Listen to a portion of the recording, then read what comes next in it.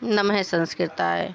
मैं प्रीति शर्मा और हमारा यूट्यूब चैनल संस्कृत ज्वाला, जिसमें हम कारक प्रकरण पढ़ते हुए 5वीं विभक्ति पे पहुंच गए हैं और हम बाबूराम सक्सेना जी की संस्कृत व्याकरण प्रवेशिका जो टीजीटी सिलेबस में लगी हुई है उसको पढ़ रहे हैं। अब यहाँ देखिए, पंचमी ध्रुवम अपाय अपादानम। ये सूत्र कहता है ध्रुवम स्थिर और अपाय सप्तमी का एक वचन, अपाय विश्लेष अलग होना, इस अर्थ में आया है। अपाय विश्लेष अलग होने को कहते हैं इसमें जो ध्रुव या अवधिभूत अर्थात जहाँ से विश्लेष हो, जहाँ से अलग होता है वहाँ अपादान कहलाता है, वह अपादान कहलाता है। ध्रुव का अर्थ है निश्चित और अपाय का अर्थ है अलग होना। जैसे वह कोठे से गिर पड़ा, यहाँ पर वह कोठे से अलग हो रहा है, इसलिए कोठे से अपादान है।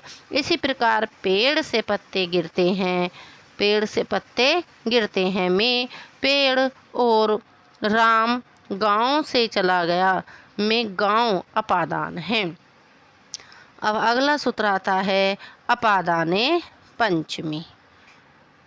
जो उदाहरण यहाँ पे दिया, पेड़ से पत्ते गिरते हैं तो पेड़ से पत्ते अलग हो रहे हैं, अलग होने अर्थ में, अपाय अलग होने अर्थ में आया था। अब अपादाने पंचमी क्या कहता है कि अपादान में पंचमी होती है। इस सूत्र के अनुसार ऊपर के वाक्यों का स्वरूप इस प्रकार होगा, सा प्रसादात आपतत, वह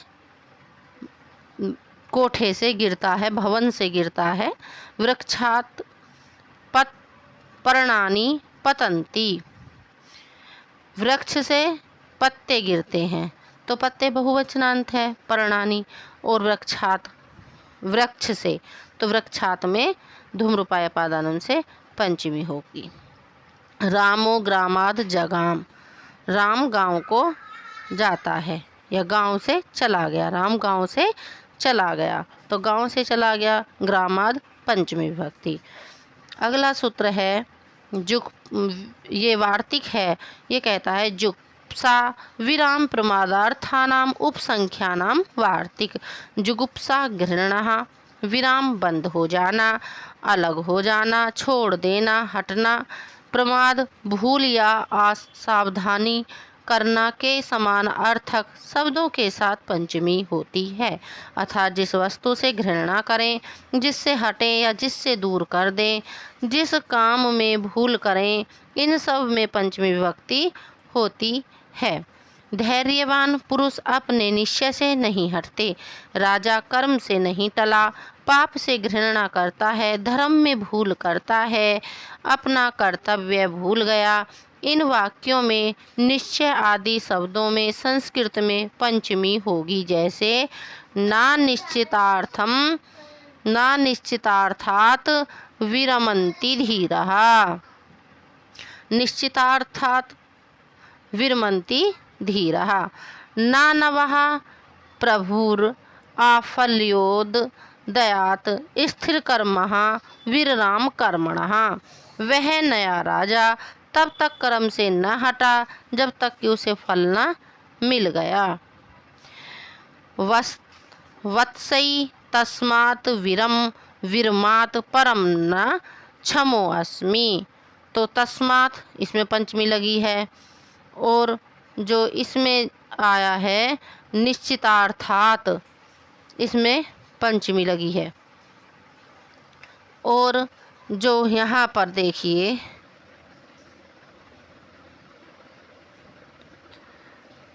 सकल्यम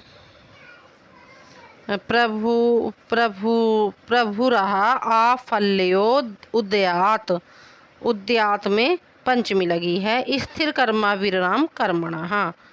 ठीक, अब आगे चलते हैं। अगले सूत्र में कहते हैं, आगे उदाहरण है इसी के उत्तर रामचरितम के प्रथम अंक के। प्रत्यावृत्तः पुनरियम सा में, ये देख लिया अगले पेज पे। प्रत्यावृत्तः पुनरियम सा में जानकी विप्रयोगः, तो जानकी से वियोग के अर्थ में प्रत्यावृत्तः पुनरियम से माँ जानकी वियोगः, ये वियोग अर्थ का उदाहरण है। पापात जुगुप्सते धर्मात प्रमाद्यति, तो पाप से घृणा करता है तो पापात में पंचमी लगती है।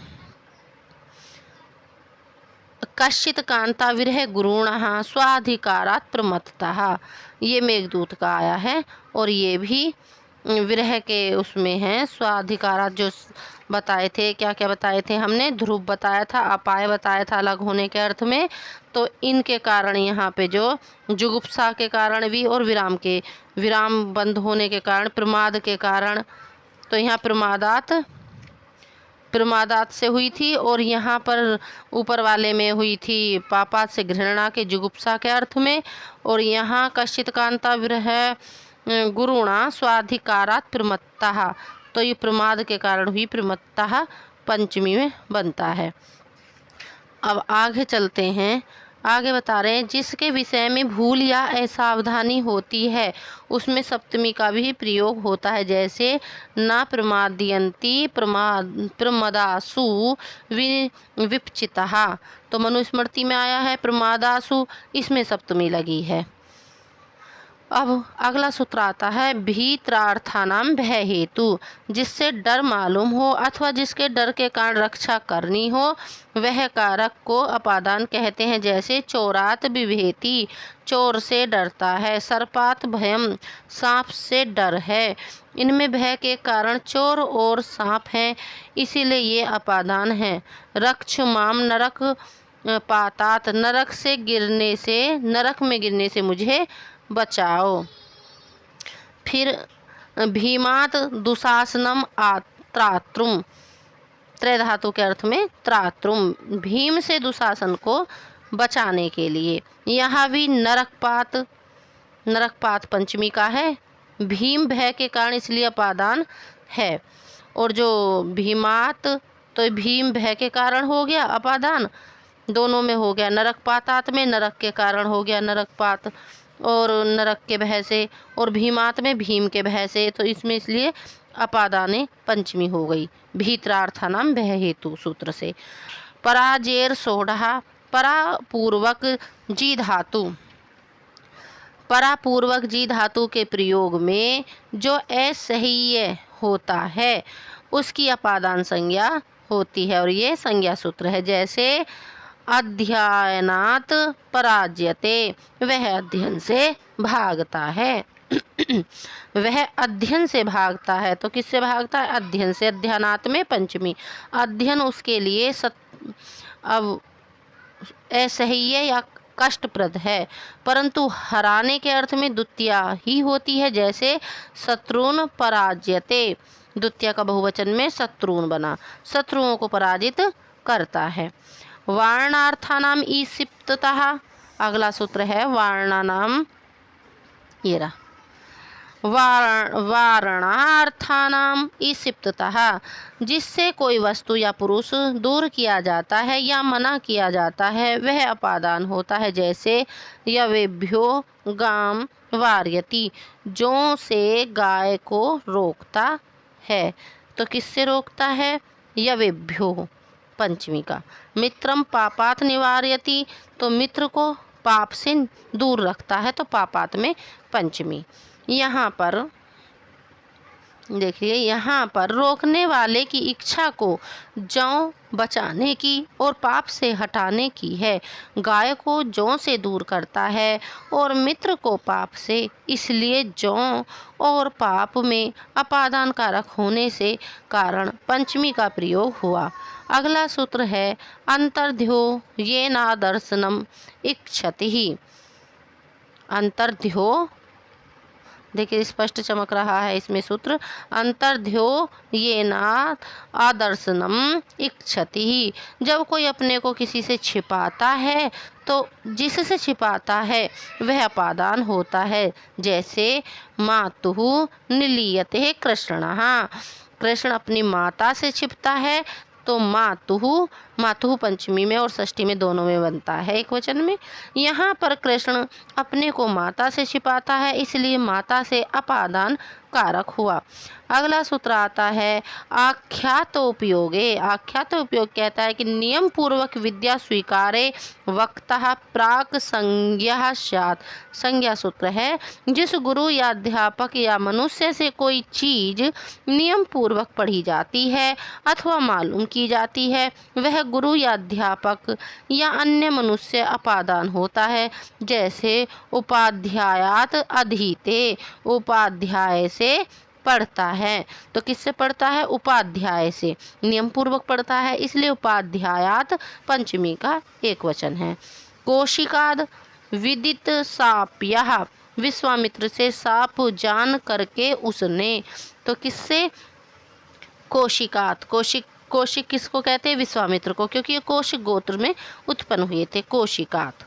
मया तीर्थाद अभिन्य विद्या शिक्षिता, मया मैंने अध्यापक से अभिन्य कला सीखी। मालविकाग्नि मित्र का है। और तीर्थात में तो अध्यापक से सीखी, इसीलिए शिक्षिता जो है ये शब्द पंचमी का है। अध्यापकात गणितम पठती, अध्यापक से गणित पढ़ता है, तो अध्यापकात में पंचमी का एक वचन। तेभ्यो अधिगंतुम निगमांता विद्याम वाल्मीकि पासर्वाद इहि पर्यटामहि। ये उत्तर रामचरितम का है। उन लोगों से वेदांत पढ़ने के लिए मैं वाल्मीकि के यहाँ से इस स्थान पर चली आई हूँ। कौन कहती है? तो जो पहले वाल्मीकि जी से वो सीख रही थी, विद्या सीख रही थी, तो वो वहाँ से चली आई है। और वो बता रही है, रास्ते में जब उन्हें मिलती हैं तो उनको बता रही थी, वासंती को। नियम पूर्वक न होने पर षष्ठी होगी, जैसे नटस्य गाथाम शृणोति ही, नटस्य गाथा शृणोति ही। अब अगला सूत्र आता है जनि कर्तुः प्रकृति ही। जन धातु के कर्ता का आदि कारण अपादान होता है। जैसे कामात क्रोधो अभिजायते, काम से क्रोध पैदा हुआ, तो कामात में पंचमी लगी, काम से। ये भगवत गीता में आई थी। जायमानस्य हेतु। आगे देखिए, अब यहाँ अभिजायते का कर्ता क्रोध है और इस कर्ता क्रोध का आदि कारण काम है, इसलिए काम अपादान कारक है। इसी प्रकार ब्राह्मणः प्रजा प्रजायन्ते, ब्रह्मा जी से सारी प्रजा उत्पन्न होती है। आगे टिप्पणी है, जिससे कोई उत्पन्न होता है उसमें प्राय सप्तमी भी होती है। जैसे परदारेषु जायेते द्योसुतौ कुंड गोलकौ, मनुस्मृति में आया है। तो परदारेषु सप्तमी का एक वचन है, कहने जिसमें कोई उत्पन्न होता है। तो परदारेषु से उत्पन्न होता है, परदारेषु जायते द्योसुतो कुंड गोलकौ, मनुस्मृति का लाइन है। सुकनासस्य अपि रेणुकायाम तन्यो जातः, कादम्बरी में आया है। रेणुकायाम सप्तमी का है और सुकनासस्य षष्ठी का। सा स्वभार्याम कन्या रत्नम आजी जनत, तो स्वभार्याम ये भी सप्तमी का है। आगे सूत्र आया है भुवा प्रभवाश्च। भुवा प्रभवाश्च कहता है कि उत्पन्न होने वाले को जो प्रभव अर्थात उत्पत्ति स्थान होता है वह अपादान कहलाता है।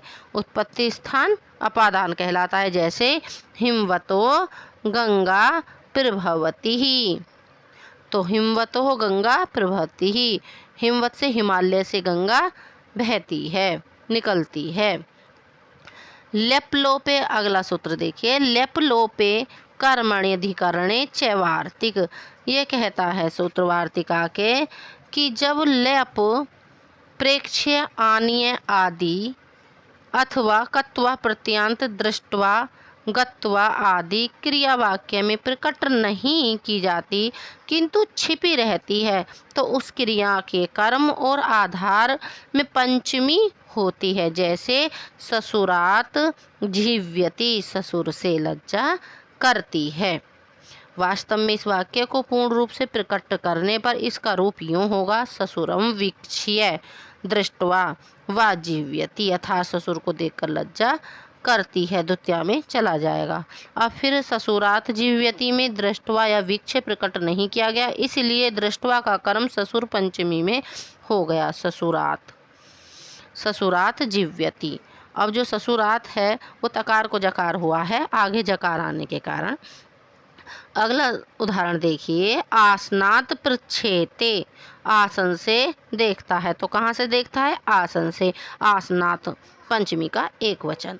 इसका वास्तविक आकार पूर्ण रूप से प्रकट करने पर यूँ होगा, आसने सप्तमी में पहुँच जाएगा, आसने उपविश्य स्थित्वा व प्रेक्षते, अथवा आसन पर बैठकर देखता है। आसनात प्रेक्षते में उपविश्य या स्थित्वा प्रकट नहीं किया गया है, इसलिए उपविश्य का आधार आसन सप्तमी में न होकर पंचमी में हो गया। अगला सूत्र आता है, यत च अध्व काल निर्माणम तत्र पंचमी।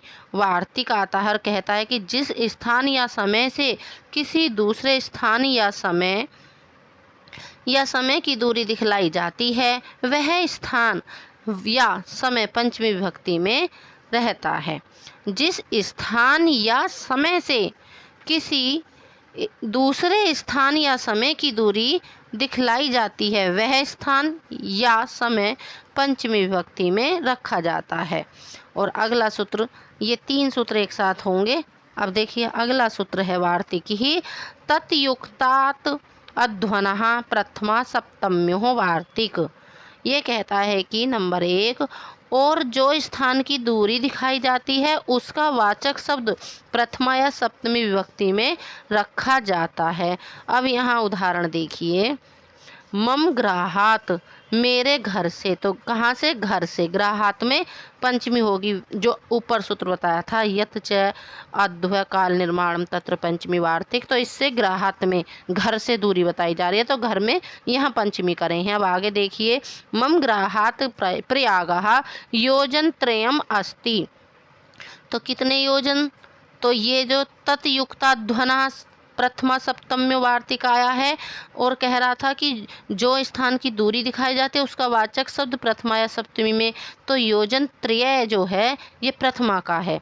अथवा दूसरा देखिए, मम ग्राहात प्रयागः योजन त्रय आसीत।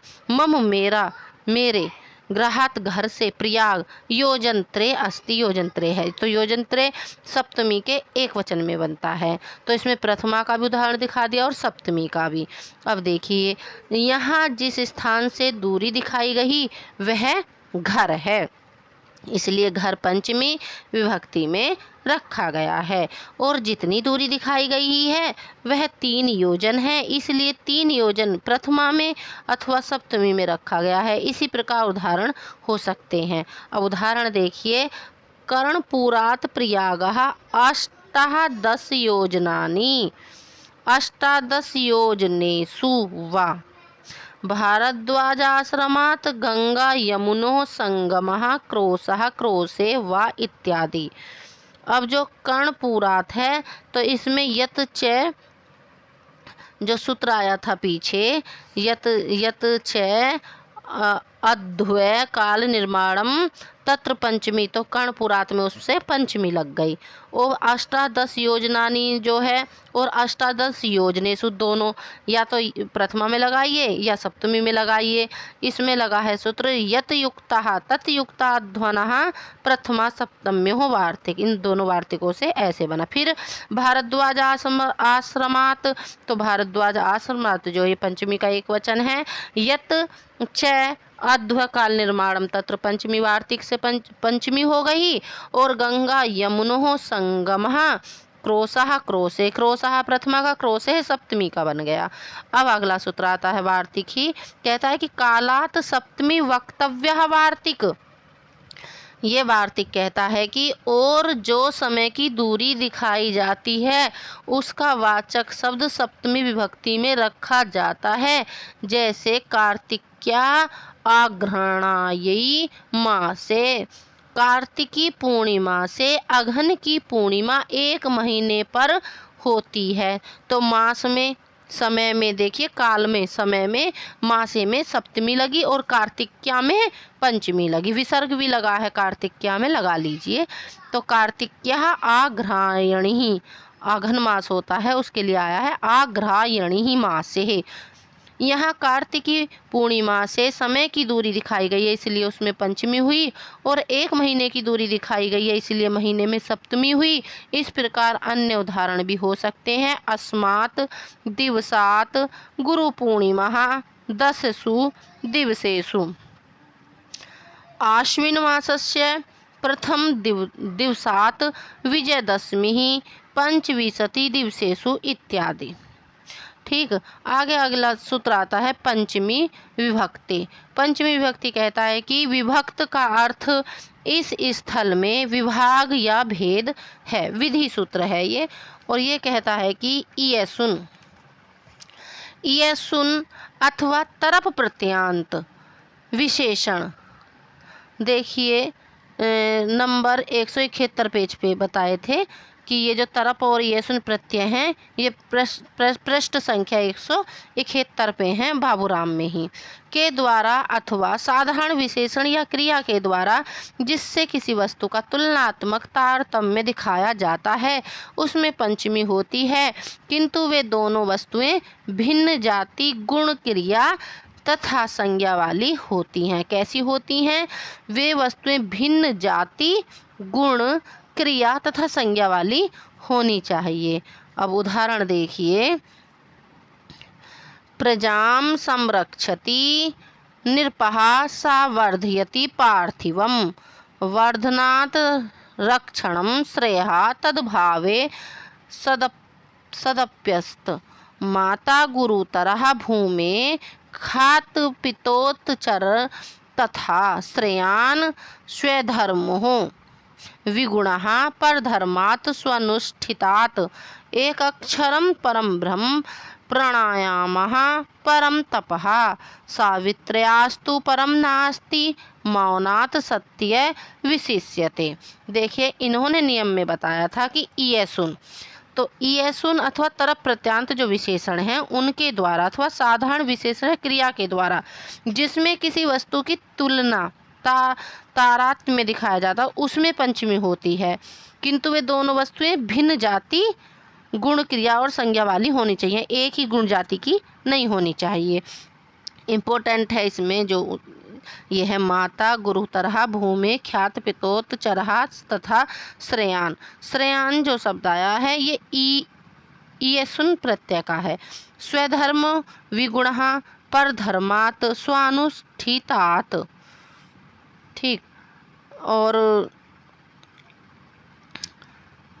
यहाँ वर्धन रक्षण, देखिए नीचे लाइन दी है, यहाँ वर्धन रक्षण वर्धयति पार्थिवा जो है और वर्धना रक्षणम जो आया है उसके लिए वर्धन रक्षण माता भूमि, माता और भूमि, तो दोनों में श्रेष्ठता बता रही है। माता गुरुतरः भूमि, तो माता भूमि स्वधर्म परम धर्म। यहाँ दूसरे श्लोक में जो श्रेयान जिसमें इयसुन लगा उसमें ही स्वधर्म और परधर्म है, इन दोनों में बताई गई है, तुलना की गई है। आदि उदाहरणों में दो विभिन्न वस्तुओं में तारतम्य बताया गया है।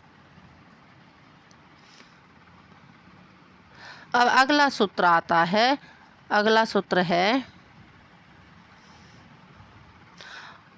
अन्यारात इतर अते अन्य आरात इतर ऋते दिक्वाचक दिक् शब्दांच्युत उत्तर पदा जाहि युक्ते। ये सूत्र कहता है कि अन्य को अलग कर दीजिए। देखिए सूत्र में सबको अलग अलग कर देते हैं। अन्य तो अन्य निकाल लीजिए, फिर आरात, फिर इसके बाद में इतर, ई तैर, दकार का ई और तैर इतर। ये जो दकार है ये तकार है आधा, अगर जब हम इसको मिलाते हैं तब ये दकार हो जाता है संधि के कारण। फिर इतर हो गया, फिर हो गया जो रे लगा है तकार पे, उसे लगाएंगे तो रिते हो जाएगा, रिते। फिर दिक्वाचक जो शब्द होते हैं, शब्द अंच, अंच धातु है, अयंच ये धातु है। फिर उत्तर आया, फिर उत्तर पदा, उत्तर पद, आ जाही युक्ते, तो आ जाही युक्ते। अब ये विधि सूत्र है, तो इसके सब इसका जो व्याख्या है, अन्य आरात, आरात समीप में, इतर अलग उससे भिन्न, ऋते ऋतुवाचक, दिक्वाचक दिशावाचक, पूर्व दक्षिण आदि जो 10 दिशाएं होती है आदि, तथा अयंच धातु से युक्त दिशावाचक प्रत्यक, पूर्व दिशा को प्रत्यक, उदक प्रभृति, दक्षिणः उत्तरः प्रभृति एवं दक्षिणाहि उत्तराहि प्रभृति शब्दों के योग में पंचमी होती है। जैसे उदाहरण देखिए, अन्यो भिन्नः इतरोः व कृष्णात्, कृष्णात् पंचमी का है कि तो किसके योग में, अन्य और इतर के योग में पंचमी। आरात वनात्, वनात् में पंचमी, आरात के कारण समीप के कारण, वन के पास या वन के समीप। ऋते कृष्णात्, ऋते कृष्णात् तो ऋते के बिना के योग में सप्तमी। चैतात पूर्व फाल्गुनः, तो चैत से पूर्व जो आता है महीना फाल्गुन, तो वो पूर्व अर्थ में दिशावाचक, या चैत में लगी है, किसके कारण लगी है, तो पूर्व पहले के अर्थ में, पूर्व दक्षिण जो आते हैं। प्राक प्रत्यग्वः ग्रामात्, तो प्राक, प्राक के कारण, प्राक शब्द आया है इसके कारण। और दक्षिणः ग्रामात्, तो दक्षिण दिशा के कारण ग्रामात् में। दक्षिणाहि ग्रामात्, तो दक्षिण, दक्षिणाहि दक्षिण दिशा है उसके कारण ग्रामात् में। अब देखिए, यद्यपि टिप्पणी है, यद्यपि सूत्र के अन्य शब्द से उस अर्थ के बोधक भिन्न, इतर और फिर पर, अपर इत्यादि समस्त शब्दों का ग्रहण होता है, तथापि दिग्दर्शन के लिए इतर अन्य का पृथक ग्रहण हुआ। अब आइए अगले पेज पे। यद्यपि सूत्र में आया हुआ अयंच उत्तर पद भी दिक्वाचक ही है, दिशावाचक ही है, और इसी से उसका भी ग्रहण हो जाता है, तथापि उसका पृथक ग्रहण षष्ठ्यत तसर्थ प्रत्ययन, ये सूत्र से कहता है कि दिक्वाची शब्दों के योग में होने वाली षष्ठी का बोध करने के लिए किया गया है। अन्यथा ग्रामस्य पुरः की तरह ग्रामस्य प्राक प्रयोग होता और ग्रामात पाक न होता, पंचमी नहीं लगती, फिर षष्ठी लगती। अगला कहता है, अगला उदाहरण कि अपादाने पंचमी सूत्र पर व्याख्यान लिखते हुए महाभाष्यकार ने कार्तिक्य प्रभृति प्रयोग किया है। इससे सूचित होता है कि प्रभृति तथा इसके अर्थ में प्रयुक्त होने वाले आरभ्य इत्यादि अन्य शब्दों के योग में भी पंचमी होती है। जैसे शैशवात प्रभृति, तो प्रभृति के योग में शैशवात बाल्यावस्था में पंचमी हुई। पोषिताम प्रियाम, उत्तर रामचरित में आया शैशवात प्रभृति पोषिताम प्रियाम। दूसरा उदाहरण है भवात प्रभृति आरभ्य व सेव्यो हरि, तो आरभ्य भी ये पंचमी का है और भवात भी पंचमी में। अब इसी प्रकार प्रभृति के कारण लगी है पंचमी। इसी प्रकार अपपरि वही अयंचवः पंचम्यः, इस सूत्र में आए हुए वही के योग में पंचमी समास होने के कारण वही के योग में पंचमी विभक्ति ज्ञापक सिद्ध होती है। ग्रामाद वही, गांव से बाहर, तो वही के योग में ग्रामात में पंचमी। इसी प्रकार ऊर्ध्वम परम अनंतर के योग में भी पंचमी होती है। तस्मात् परम अनंतरम वा, तो तस्मात् पंचमी का है, किसके कारण, अनंतरम के कारण। मुहूर्त ऊर्ध्वम म्रिये, तो ऊर्ध्व के योग में मुहूर्तम में हुई है पंचमी, मुहूर्तात् ऊर्ध्वम म्रिये। अगला सूत्र आया है अगला सूत्र है पंचम्यांग अपांग परिभी। कर्म प्रवर्चनीय संज्ञक अप, आंग और परी के योग में पंचमी विभक्ति होती है। पंचमी या ऐसे पढ़ लीजिए अलग अलग तोड़ के सूत्र को, पंचमी अप आंग परिभी या पंचम्यापांग परिभी। तो अब अपपरी वर्जने आंग मर्यादा वचने अर्थात वर्जन अर्थ में अथवा वर्जन अर्थ में ये कहते हैं कि अप और परी और मर्यादा अभिवृद्धि अर्थ में आंग कर्म प्रवर्चनीय कहलाते हैं। जैसे अपरिवाहरे संसार, भगवान को छोड़कर अन्यत्र संसार रहता है। तो किसको छोड़कर? भगवान को छोड़कर। तो हरे में पंचमी लगी है अप के कारण, यहाँ अप शब्द आया है अप। आ जन्मनः आमरणात् स्वकर्तव्यम पाल्ये नरः, मनुष्य को जन्म से लेकर अभिविधि अर्थ में मृत्यु तक मर्यादा अर्थ में, अभी ऊपर बताए थे ना, अप तथा परिमर्यादा और अभिविधि अर्थ में आंग कर्म प्रवर्चनीय होते हैं। तो आ जो आया अभिविधि अर्थ में आया और आंग जो आया है मर्यादा अर्थ में आया। तो कह रहे हैं कि मनुष्य को जन्म से लेकर अभिविधि अर्थ में मृत्यु तक मर्यादा अर्थ में अपने कर्तव्य का पालन करना चाहिए। अगला सूत्र है प्रतिनिधि प्रतिदाने च यस्मात्, प्रतिनिधि एवं प्रतिदान विनिमय के अर्थ में कर्म प्रवर्चनीय संज्ञा प्राप्त करने वाले प्रति के योग में पंचमी होती है। जैसे प्रद्युम्नः कृष्णात् प्रति, प्रद्युम्न कृष्ण के प्रतिनिधि हैं। प्रतिनिधि कौन होते हैं? जो खुद न जाकर किसी दूसरे को भेजना, तो उसको प्रतिनिधि कहते हैं, जो खुद न जामे और दूसरे को भेज दें। जैसे सभी ने नारद जी को भेजा था श्री कृष्ण जी के यहाँ प्रस्ताव लेके शिशुपाल वध में, द्वारिकाधीश। अब प्रद्युम्नः कृष्णात् प्रति ही, प्रद्युम्न कृष्ण के प्रतिनिधि हैं। दूसरा है तिलेभ्यः प्रतियक्षति माशान, तिलों के बदले में उड़द देता है, तिल से उड़द बदलता है। तो विनिमय हो रहा, ये विनिमय का उदाहरण है। तो विनिमय के कारण यहाँ तिलेभ्या पंचमी का, तिलों के बदले में। और प्रद्युम्नः कृष्णात्, तो किसके प्रतिनिधि हैं? कृष्ण के, तो इसलिए कृष्णात् में पंचमी थी। अब अगला सूत्र है जो विकल्प से करता है, देखिए विभाषा गुणे अस्त्रियाम।